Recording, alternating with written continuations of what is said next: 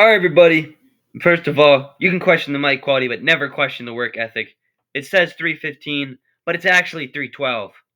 It's March 12th. I've recorded 3 videos in one session. Lord willing, hopefully these all work. Anyways, enough hating, enough saying kabum, kaboom, kebab is overrated, enough calling John Jones overrated, which probably wasn't the best wording, but definitely we need to be more critical of his resume, I would say. Definitely. Anyways, 5 active UFC fighters who are criminally underrated. We're doing some praising today, and then I'll get into all-time guys that are underrated. Or we need to review their resume to really see how good it was. Anyways, yes, 5 guys. I'm trying to switch this intro to 1 minute, so yeah, a lot of work ethic here in this channel, I guess. I'm trying to get things ready for my spring sports season because I want to post. I said I was gonna post some filler content, but I want some banger content in there as well. I got some filler with some the old terrible mic quality. Just kind of don't view those videos, or you can. I don't know. You'll figure it out. But I'm already yapping too much in this intro. Let's jump into it. First, number 1, Vinicius Oliveira. Now, this video isn't going to be pulling names like Felipe Lima or Ludwig Klein, but I expect you guys in the comments to write some essays. I mean, like, Charlie Campbell's another one I wanted to do. But I want to do ones that were relatively known, that are like second or maybe third level of the iceberg, you know? There's one guy who's not really on the iceberg at all. He's very popular, should be at least. But yeah, we're going to do it. Anyways, Vinicius Oliveira, he is 22-3 3-0 in the UFC. He's a good fighter, great striking, great pace. I mean, he's got great cardio as well. Puts it on people, very aggressive. Bam, bop, boom, bam, bop, up. You know, combos, this, that, he's got it all. Very good striker. Puts it all together. The knees, hooks, straights, just a long, lanky dude for the bantamweight weight class. He has 16 knockouts in only 2 fights. Very good finishing ability. I mean, he has 1 KO in his 3 fights, and it's somehow still 24th among active bantamweights in the UFC. Crazy. I mean, he's fought good comp for 3 fights. I mean, I'm gonna pull up my notes here, but I can rip off the top of my head. It's like Saeed Nurmagomedov, he's not like a legit daggy threat, but he's pretty solid. I mean, Bernardo Silva, who's solid, and then Ricky Simone, great name, good win, great name value. Gee, let's see what I put here. I mean, I think he's not proven top 10 yet. You could low-key slap him in 14, 15 in the ranks. Now, the cons here, he's a style that's very all gas, no breaks. High risk, high reward style means he's probably going to get caught against a lot of veteran boxers and wrestlers in the division. I think a good matchup would be Pedro Munoz if he's still in the UFC, which I believe he still is. There's no GFL yet. And Dan Argueta, maybe. Just to kind of show that, yes, I have good takedown defense, and yes, I can survive somebody who can pick me apart technically, you know what I mean? He's only 3 fights into UFC career at the end of the day, so it's super hard to gauge where he's at, like skill level wise and talent and all that crap, because there's not a lot of great comp in 3 fights. I mean, I just said there was good comp, but like for what it's worth, for 3 fights, the name value's solid. But it's not like the guy's like proven he's like a top 10 guy or even like a top 15 guy. He's proven that I could be a fringe ranked guy right now. I could be a top of the unranked food chains. I'm gonna honestly make a video rating the unranked crop of each weight class. Heavyweight's automatic worst. Now, something to point out though, he has been TKO'd twice on the regional scene, plus a doctor stoppage, which is not really relevant. TKO'd twice on the regional scene means you can clip the guy. Somebody can get past that high risk, high reward style. I know we don't try to give validity into regional fights, but he only has 3 fights in the UFC, and he's only won 3 times. So it's hard to really put cons here. So forgive me. Now, slide 2, if we advance, thank you. Joe Alvarez is a hot name, man. This guy's on a lot of people's radars amongst the hardcore fans. I would say he's probably like a level 3, level 4, low level 3, level 4 iceberg type of guy. Actually, nah. He's kind of, nah, he's 3. Because 2 is like the guys that can name the top 5. You know what I mean? It's like the people that know who Brian Ortega is. And then 3 is like where you can name like the 10 to unranked pool. And 4 is like, you know, like the Felipe Limas, Ludwig Kleins, the Charlie Campbell's, the Ray Tsura, formerly Josh Vans of the world, you know. Joe Alvarez, anyways, good fighter, super huge for the division, 6'2", 6'3", right? Lightweight 155. Still very explosive for a guy his size, great grappling, dangerous submission game. He's one of those guys that drops right on top of the all sorts of these days when you almost have to guy on the feet, you go through him out. Yeah, so still style, still works, kind of what he's doing, man. He routes you up on the feet and get the choke in unless you already kick on the feet. I mean, he gets a lot of finishes. It shows me like 2 things. I mean, first of all, the guy is good. You have to be good to get finishes. Well, usually, if you're finishing comp in the UFC, you're usually good.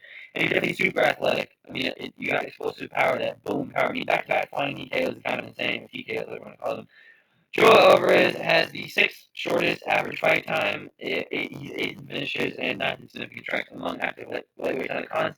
He isn't really the strongest defensively. He can get hit in an hour sometimes, but exposed before him in the Armin fight. And counter wrestling is one of the greatest. He's not very defensively, at least.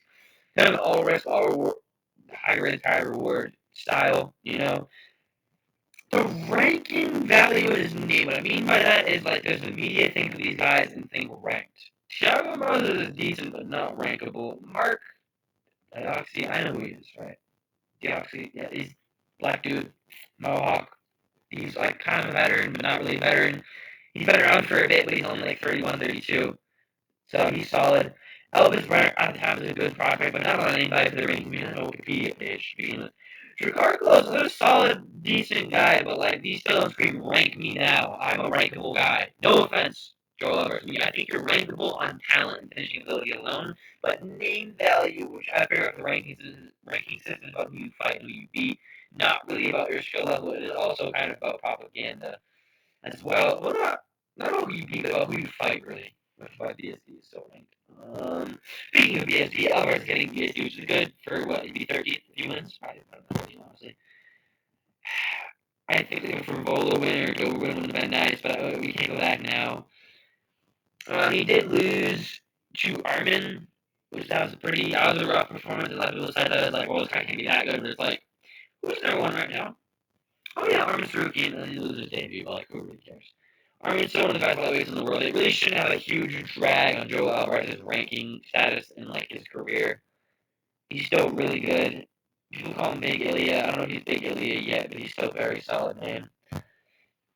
Now, Rainier de Ritter is an interesting one. I think he overrates himself, so people automatically hate him and call him overrated. But he's a good fighter, dude. Great jiu-jitsu, obviously. What's really lost in it all is for a guy that's 6'4", making 185, he absorbs damage pretty well. He's a little bit chinny, but still absorbs it pretty well. It really moves heads that much is what's kind of eating these things clean. He's got very goofy footwork. It's tricky. It's hard to figure out. It's weird. It's not like ADP levels, but it's comparable there. He's got so much power. I mean, like, think about it. The guy can be on the outside, way on the wrong foot, throw a wide left hook and drop somebody like he did Joe Mir strikes out of the blue. Guys don't usually have that power. That's not a normal thing people have, and he has that. On top of phenomenal jiu-jitsu, usually guys are one or the other. It's super effective for what it is, because you can't really read. You can't get read on a guy who's slipping the outside constantly, doesn't know what he's doing. He fought good comp in GM3. I don't know if people say him life or death with GM3, but GM3 is still a good name in Holland for what it's worth, being ranked 13th in a very shallow division. Very shallow. 2 finishes is also great as well. Knockout and submission, mix them up. Now, say what you will in the comments, argue about the quality of one championship, but he is a 2-division world champion in high-level MMA. In the grand scheme of things, one championship is probably top 5 in MMA. It's just UFC is such a monopoly, everybody else looks horrible. There. Now the aforementioned goofy style, he's a goofy white man style. People don't really think he's that good. Kind of like DDP, and not much of a specimen because he's kind of weird, like he's 6'4" dude. I still think he makes people think, wow, this guy sucks. He went lighter than his beer charges rankings, blah, blah, blah, blah, blah. Now, this analysis on the sport jiu-jitsu, keep in mind, I'm mostly just a striker who watches some jiu-jitsu stuff on YouTube, not really like a full-on grappler, but I'm going to get into it in the summertime once my spring sport season is over. I got a green light from a buddy of mine who's a grappler, and he kind of says that RDR more sports style jiu-jitsu, more of that no-gi. There's a lot of guard passes that are traditional. A lot of snag a heel, he'll scramble, he'll do things that aren't exactly the traditional, like MMA, kind of like robotic type grappling, where it's like they all stop takedowns the same way, they all have the exact same submissions to their back. It's very like robotic. It's very like not a lot of free flow, whereas Brandon Ritter is more like a free flow, like no-gi sports style. Like this guy could go into CJI and do pretty well, you know what I mean? The real issue, though, is his cockiness overshadows that. I do not think he would maul Hamza as much as I think Hamza's kind of smoking mirrors. I just don't think that's a good matchup given he's very chinny. And Hamza has some decent power, and he could also probably get some, I don't know, I just don't think he mauls Hamza the way that he could. I think he'd definitely make a fight out of it if it was on a good day for him. I don't know. I mean, I think Floozy would probably beat him as well. Brendan Allen would be an interesting matchup because the jiu-jitsu styles would clash. But this guy is he's ranked 13, keep in mind, but he has a lot of tools in his toolbox. Solid power on his feet, unorthodox footwork that's kind of hard to read. great, unique jiu-jitsu. There's a lot of tools in his toolbox. I think they'll look at the thought experiment though, where it's like, look for brown objects in the room. When you see a billion brown objects, and the guy asks you, "Oh, how many brown objects did you see?" And you see zero. There's not looking for it. A lot of people like, this guy sucks, this, and that. They're looking for ways to kind of detract his skill level. They're not looking at the things that are positive. That's why I say he's underrated, if you get what I'm saying. Number 4, Michael Moraes. This guy's super interesting. 17-0, 5-0 in the UFC. I didn't say Rainer de Ritter's record. I don't think anybody's really mad at me. Let's go back, actually. I want to make sure I don't speak. 21-2. I was thinking he's 18-2. So 2-0 in the UFC as well. I know that. Anyways, Michael Moraes, it's your time to shine now. I will not overlook you like I just did there, and like how the UFC overlooks you. Super interesting. Guy's a good fighter. He's good on the feet, boxing solid, well-rounded there. Good chin, real factor man. Power jumped off the page. He lots of knockouts on his resume. But he's also a super good wrestler and has really good cardio. I mean, in simple terms, it's like Bilal, but with like actual finishing ability. You know what I mean?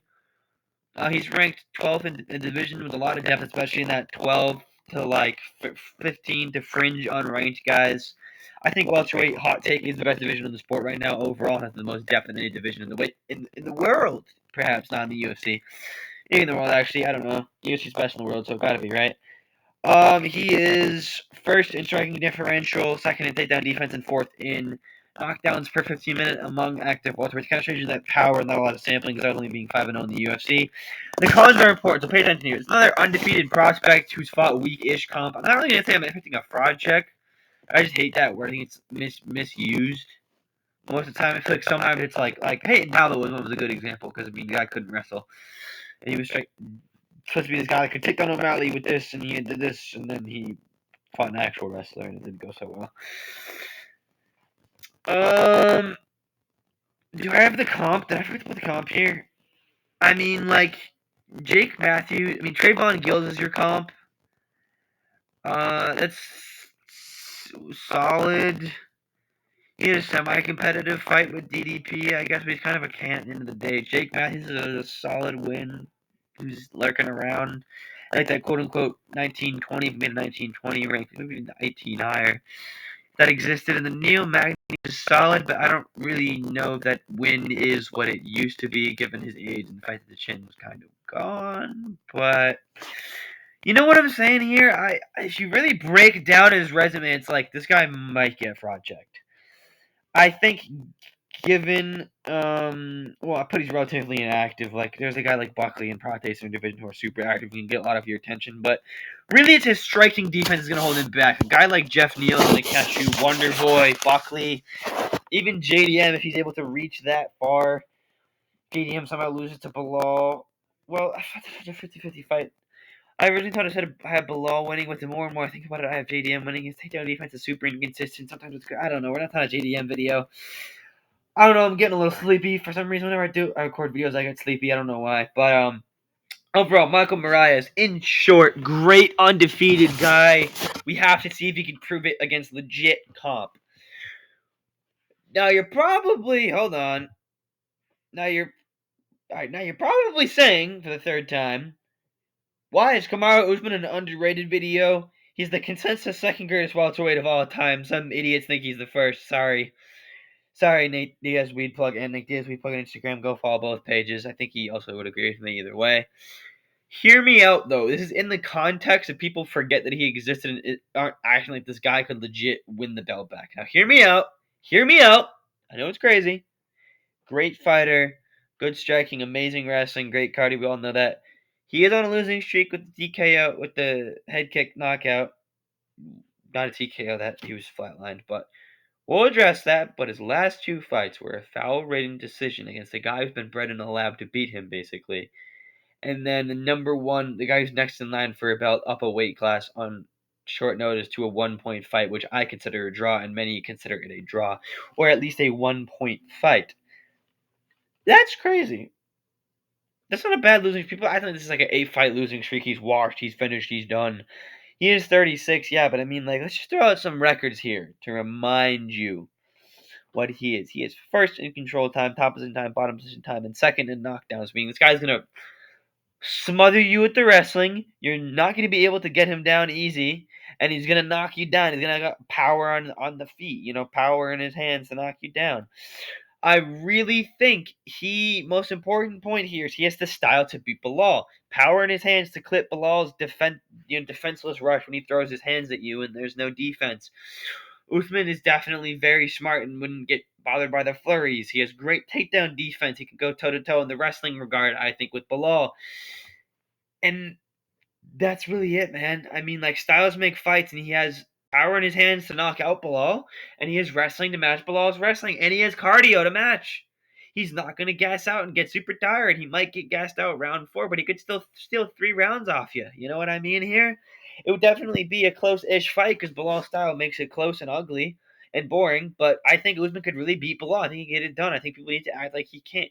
People act like he can. People act like he can't. People are saying this guy, no, there's no way he beats Bilal. He's old. He's washed. He's this. Blah, blah, blah, blah, blah. He's not a real contender. Blah, blah, blah, blah, blah. I don't know, man. I think if he locks in mentally, stops being so geeked out, he could actually do it. The variable to consider, though, he did get brutally head kicked. Is the chin still there? Especially, especially if he's going to fight a guy like JDM. Because I think JDM, if he becomes the champ, Usman comes back, if he beats Buckley, he might get that JDM Usman fight everybody's been talking about. And JDM might be able to chin him. Maybe. Maybe. I think he's had plenty of time to recover, and Trevor Whitman's good about keeping the chins intact and recovering them, having them work over a long period of time. The real issue, though, is he's been long gone from welterweight. They've had so many new contenders. Guys been staying active. They're shaking up the rankings. It's hard to put him in a contendership fight because there are guys that have a better claim to the title than 0-3 in your last 3. Now, Usman, I mean, he is a former champion. He could get the treatment that Izzy got, but still, he's 0-3 in his last 3 on paper. Real factor, another. I said real issue, real factor. You know what? They're all fake factors apparently, but like it's the chin and it's the knees that are really what's concerning me more than the inactivity. Can the knees hold up for another camp, and can the knees survive oblique kicks? I know the second Usman comes back, he's gonna get oblique kicked like his opponent was Prime Jones. I just know that that's gonna happen because his knees are just so bad and they're so cooked and he's old. I also think part of it too is it's like his knees are destroyed. I'm 36. It's like, why do I want to go back? I've already accomplished so much. What if I just leave it here? But I'm too in love with the game to just retire. But yeah, I think we need to, in conversations, say and be comfortable saying, I think Usman could beat Belal. This is actually a tough fight for Belal. Anyways, wanted to do some praising here today. Thought that went well, besides the sleepiness. Thanks for watching, and God bless.